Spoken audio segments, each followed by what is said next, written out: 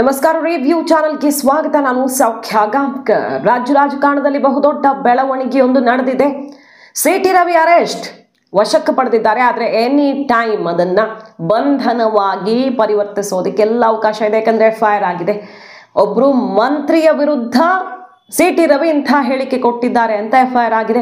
ಆದರೆ ರೆಕಾರ್ಡ್ ಇಲ್ವಲ್ಲ, ಸಾಕ್ಷಿ ಇಲ್ವಲ್ಲ ಅಂತ ಕೇಳಬಹುದು. FIR ಆಗಿದೆ, ಬಂಧಿಸೋದಕ್ಕೆ ಅವಕಾಶ ಇರುತ್ತೆ.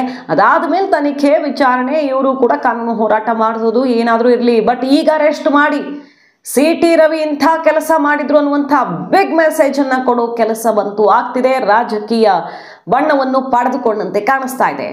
ಮಹತ್ವದ ಬೆಳವಣಿಗೆ ಬಗ್ಗೆ ಮಾಹಿತಿ ಮುಂದೆ ಇಡ್ತಾ ಇದೀವಿ. ಮಿಸ್ ಮಾಡಿದ್ರೆ ನಮ್ಮ ಚಾನಲ್ನ ಸಬ್ಸ್ಕ್ರೈಬ್ ಮಾಡಿ, ನಿಮ್ಮ ಅಭಿಪ್ರಾಯ ಕಮೆಂಟ್ ಮಾಡಿ ತಿಳಿಸಿ. ವೀಕ್ಷಕರೇ, ಸಿಟಿ ರವಿ ಅವರು ಲಕ್ಷ್ಮೀ ಹೆಬ್ಬಾಳ್ಕರ್ ಅವರನ್ನ ಅತ್ಯಂತ ಕೆಟ್ಟ ಪದದಿಂದ, ಅಶ್ಲೀಲ ಪದದಿಂದ ಕರೆದಿದ್ದಾರೆ ಅಂತ ಈಗ ಕಾಂಗ್ರೆಸ್ ಆರೋಪ ಮಾಡ್ತಿರೋದು, ಸಿಡ್ದೆದ್ದಿರೋದು. ಅಲ್ಲಿ ಸಂವಿಧಾನ ವಿರೋಧಿಸ್ತೀರಾ, ಅಂಬೇಡ್ಕರ್ ವಿರೋಧಿಸ್ತೀರಾ, ಇಲ್ಲಿ ಮಹಿಳೆಯರನ್ನ ವಿರೋಧಿಸ್ತೀರಾ, ಬಿಜೆಪಿಯ ಯಾವ ರೀತಿ ಸಂಸ್ಕೃತಿ ನೋಡಿ ಬಿಜೆಪಿ ಅದು ಅಂತ ಈಗ ಮುಗಿ ಬೀಳ್ತಾ ಇದ್ದಾರೆ ಕಾಂಗ್ರೆಸ್ಸಿಗರು. ಈ ಕಡೆ ಬಿಜೆಪಿ ಅವರು ಕಾಂಗ್ರೆಸ್ಸಿಗರೆಲ್ಲ ಗೂಂಡಾಗಳು, ಅಲ್ಲಿ ರಾಹುಲ್ ಗಾಂಧಿ ಅಟ್ಯಾಕ್ ಮಾಡಿದ್ರು, ಇಲ್ಲಿ ಲಕ್ಷ್ಮೀ ಹೆಬ್ಬಾಳ್ಕರ್ ಆಪ್ತರು ಹೊಡೆಯೋದಕ್ಕೆ ಬರ್ತಿದ್ದಾರೆ, ಕೊಲ್ಲೋದಕ್ಕೆ ಬರ್ತಿದ್ದಾರೆ ಅಂತ ಸಿಟಿ ರವಿ ಕೂಡ ಕಂಪ್ಲೇಂಟ್ ಕೊಟ್ಟಿದ್ದಾರೆ. ಆದರೆ Lakshmi Hebbalkar complaint already FIR ಕೂಡ ಆಗಿದ್ದು, ಈಗ ಅವ್ರು ಬರ್ತಾ ಇದ್ದ ಹಾಗೆ KSRP ವ್ಯಾನ್ ಬಂದ್ಬಿಟ್ಟಿದೆ. ಅಲ್ಲಿ ಬಂದ ತಕ್ಷಣ ಬಿಜೆಪಿ ಅವ್ರಿಗೆ ಅನುಮಾನ ಬಂದಿದೆ, ಇದೇನೋ ಆಗತ್ತೆ, ದೊಡ್ಡದಾಗತ್ತೆ ಅಂತ.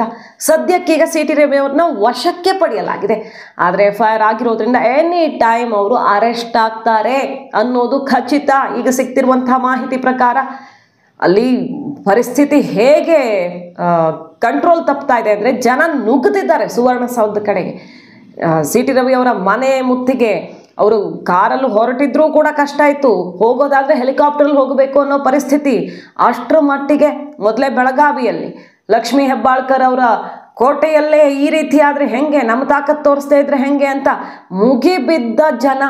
ಅಂದರೆ ಲಕ್ಷ್ಮೀ ಹೆಬ್ಬಾಳ್ಕರ್ ಆಪ್ತರು, ಬೆಂಬಲಿಗರು. ಆದರೆ ಬಿಜೆಪಿ ಹೇಳ್ತಾ ಇದೆ, ಏನು ಸಾಕ್ಷಿ ಇದೆ? ಅವ್ರು ಹೇಳಿಲ್ಲ. ಇವರು ದೊಡ್ಡ ಹೈಡ್ರಾಮಾ ಸೃಷ್ಟಿ ಮಾಡೋದಕ್ಕೆ, ಇದನ್ನು ಅಸ್ತ್ರ ಮಾಡ್ಕೊಳ್ಳೋದಕ್ಕೆ ಹಿಂಗೆ ಹೇಳ್ತಿದ್ದಾರೆ. ಚಾನ್ಸೇ ಇಲ್ಲ, ಗೂಂಡಾಗಿರಿ ಅಂತ ಬಿಜೆಪಿ ಮುಗಿ ಬೀಳ್ತಾ ಇದೆ. ಅದು ಅವರು ಕೂಡ ಪ್ರತಿ ದೂರನ್ನು ಕೊಟ್ಟಿದ್ದಾರೆ.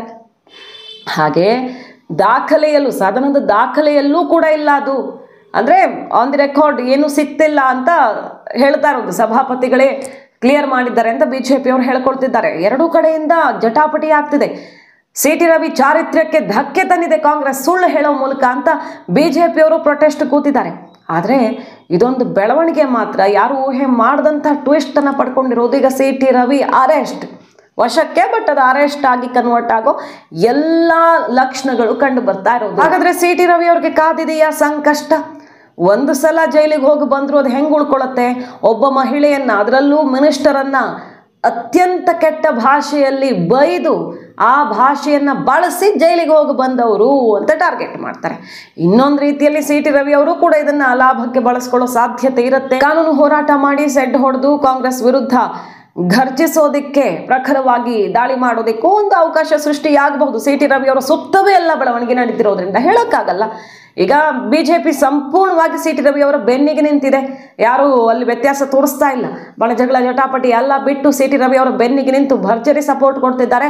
ಕಾಂಗ್ರೆಸ್ ಸುಮ್ಮನೆ ಅವಹೇಳನ ಮಾಡ್ತಿದೆ ಅಂತ. ಅಲ್ಲಿ ನೋಡಿದ್ರೆ ರಾಹುಲ್ ಗಾಂಧಿ ಅವರ ವಿರುದ್ಧ ಮುಗಿ ಬೀಳ್ತಿರೋದು, ಪ್ರತ್ಯಕ್ಷದರ್ಶಿಗಳೆಲ್ಲ ಸಾಕ್ಷಿ ಹೇಳ್ತಿದ್ದಾರೆ, ಹೌದು ಹೌದು ರಾಹುಲ್ ಗಾಂಧಿ ಅವರೇ ತಳ್ಳಿದ್ದು ಅಂತ. ಇಲ್ಲಿಂದ ಅಲ್ಲಿ ತನಕ, ಡೆಲ್ಲಿ ತನಕ ಸಿಕ್ಕಾಪಟ್ಟೆ ಜಟಾಪಟಿ ಆಗ್ತಿರೋದು. ಕೈ ಮೇಲಾಯಿಸೋ ಹಂತಕ್ಕೆ ಅಲ್ಲೂ ಆಗಿದೆ.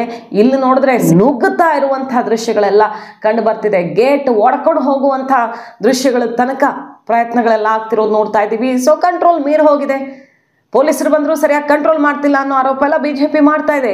ಇದರ ನಡುವೆ ಈಗ ಸಿಟಿ ರವಿ ಅವರನ್ನ ಅನಿವಾರ್ಯವಾಗಿ ವಶಕ್ಕೆ ಪಡೆದಿದ್ದೀವಿ, ಕಂಟ್ರೋಲ್ ತಗೊಳ್ಳೋಕೆ ಅನ್ನೋ ರೀತಿಯಲ್ಲಿ ಹೇಳಿ ಆಮೇಲೆ ಅದು FIR ಬೇರೆ ಆಗಿರೋದ್ರಿಂದ ಅರೆಸ್ಟ್ ಆಗುವಂಥ ಅವಕಾಶವೇ ಇಲ್ಲಿ ಕಾಣಿಸ್ತಾ ಇರೋದು. ಸರಿ, ಹೆಂಗೆ ಅರೆಸ್ಟ್ ಮಾಡ್ತಾರೆ? ಈಗ ಬಿಜೆಪಿ ಹೇಳ್ತಿರೋದು ಸಾಕ್ಷಿ ಇಲ್ಲ ಅಂತ ಅಲ್ವಾ? ಅಲ್ಲಿ ಪ್ರತ್ಯಕ್ಷದರ್ಶಿಗಳು ಅವರನ್ನು ಸಾಕ್ಷಿಯಾಗಿ ಮಾಡ್ತಾರೆ. ಉಮಾಶ್ರೀ ಅವರು ಕೇಳಿಸ್ಕೊಂಡಿದ್ದಾರೆ ಅಂತ ಹೇಳಲಾಗ್ತಿದೆ. ಅಲ್ಲಿ ಅಕ್ಕಪಕ್ಕದ ಸೀಟಲ್ಲಿದ್ದಂಥ ಕಾಂಗ್ರೆಸ್ನ ಸದಸ್ಯರೆಲ್ಲ ಕೇಳಿಸ್ಕೊಂಡಿದ್ದಾರಂತೆ. ಸ್ಪಷ್ಟವಾಗಿ ಒಂದು ಸಲ ಅಲ್ಲ 16 ಸಲ ಹೇಳಿದಾರಂತೆ ಸಿಟಿ ರವಿ. ಆ ವರ್ಡನ್ನು ರಿಪೀಟ್ ಮಾಡಿದ್ದಾರಂತೆ. ಹಾಗಾಗಿ ನಾವು ಎಲ್ಲರೂ ಕೇಳಿಸ್ಕೊಂಡಿದ್ದೀವಿ ಅನ್ನೋ ಥರ ಸುತ್ತಮುತ್ತಲು ಕೂತ ಸದಸ್ಯರೆಲ್ಲ ಹೇಳ್ತಿರೋದು. BJPಯವರು ಕೆಲವರು ಕೇಳಿಸ್ಕೊಂಡಿದ್ದಾರೆ, ಪಾಪ ಏನು ಮಾಡ್ತಾರೆ, ಸಮರ್ಥನೆ ಮಾಡ್ಕೊಳ್ಬೇಕಲ್ಲ, BJPಯವ್ರಿಗೂ ಕಿವಿಗೆ ಬಿದ್ದಿದೆ ಅದು ಕೆಲವರಿಗೆ ಅಂತ ಕಾಂಗ್ರೆಸ್ನವ್ರು ಹೇಳ್ತಿರೋದು. ಸೊ ಆ ಪ್ರತ್ಯಕ್ಷದರ್ಶಿಗಳನ್ನು ಕರ್ಕೊಂಡು ಹೋಗಿ ಸಾಕ್ಷಿಯನ್ನಾಗಿ ಮಾಡಿ CT ರವಿ ಅವ್ರನ್ನ ಲಾಕ್ ಮಾಡೋದಕ್ಕೆ ಈಗ ಎಲ್ಲ ಸಿದ್ಧತೆ ಆಗಿದೆ. ಇಷ್ಟು ದೊಡ್ಡ ತಪ್ಪು ಇದು, ಒಬ್ಬ ಮಿನಿಸ್ಟರ್ನ ಈ ರೀತಿ ಅವಹೇಳನ ಮಾಡಿರೋದು ಅಂತ CT ರವಿ ಅವ್ರಿಗೆ ಒಂದಿಷ್ಟು ಸಂಕಷ್ಟ ಅಂತೂ ಕಾಣಿಸ್ತಿದೆ. ಸಾಬೀತು ಮಾಡುವಲ್ಲಿ ಕಾಂಗ್ರೆಸ್ ಆರೋಪ ಮಾಡ್ತಿರೋರು ಯಶಸ್ವಿ ಆದರೆ, ಲಕ್ಷ್ಮೀ ಹೆಬ್ಬಾಳ್ಕರ್ ಯಶಸ್ವಿ ಆದಲ್ಲಿ, ಬಟ್ ಆನ್ ದಿ ರೆಕಾರ್ಡ್ ಏನೂ ಸಿಗ್ತಿಲ್ಲ. ಕಾದ್ ನೋಡಬೇಕು CT ರವಿ ಅವರು ಈ ಒಂದು ಸವಾಲನ್ನು ಹೇಗೆ ನಿಭಾಯಿಸಲಿದ್ದಾರೆ ಅಂತ. ಯಾರು ಎಕ್ಸ್ಪೆಕ್ಟ್ ಮಾಡಿರಲಿಲ್ಲ ಕೊನೆಯ ದಿನ ಈ ರೀತಿ ರಣಾಂಗಣವಾಗಿ ಬದಲಾಗುತ್ತೆ ಬೆಳಗಾವಿ ಸುವರ್ಣಸೌಧದಲ್ಲಿ, ಇಂಥದ್ದೊಂದು ಬೆಳವಣಿಗೆ ಆಗುತ್ತೆ ಅಂತ. ಅವರು ಅದು ಏನು ಹೇಳಿದ್ರು ಗೊತ್ತಿಲ್ಲ, ನಾನು ಫ್ರಸ್ಟ್ರೇಟೆಡ್ ಆಗಿದ್ದಾರೆ ಕಾಂಗ್ರೆಸ್ ಅವರು ಅನ್ನೋ ಪದ ಬಳಸಿದ್ದೀನಿ ಬಿಟ್ಟರೆ ಬೇರೆ ಏನು ಹೇಳಿಲ್ಲ ಅಂತ ಅವ್ರು ಹೇಳ್ತಿರೋದು. ಇದ್ರೆ ತೋರಿಸ್ಲಿ, ಸಾಕ್ಷಿ ತೋರಿಸ್ಲಿ ಅಂತ. ಆದರೆ ಯಾವ ಮಾತನ್ನು ಕೇಳಿಸ್ಕೊಳ್ಳುವಷ್ಟು ಸಹನೆಯಲ್ಲಿ ಕಾಣಿಸ್ತಿಲ್ಲ, ಅಷ್ಟು ಆಕ್ರೋಶ ಸ್ಫೋಟವಾಗಿದೆ. ಕಂಡಲ್ಲಿ ದಾಳಿ ಮಾಡ್ತಿದ್ದಾರೆ ಲಕ್ಷ್ಮಿ ಆಪ್ತರು, ಬೆಂಬಲಿಗರು. ಈಗ BJPಯ ಮುಂದಿನ ದಾರಿ ಏನು ನೋಡಬೇಕು. ಮಾಹಿತಿ ನಿಮ್ಗೆ ಇಷ್ಟ ಆಗಿದ್ರೆ ಮಿಸ್ ಮಾಡ್ತಾರೆ ನಮ್ಮ ಚಾನಲ್ನ ಸಬ್ಸ್ಕ್ರೈಬ್ ಮಾಡಿ, ನಿಮ್ಮ ಅಭಿಪ್ರಾಯ ಕಮೆಂಟ್ ಮಾಡಿ ತಿಳಿಸಿ. Thank you.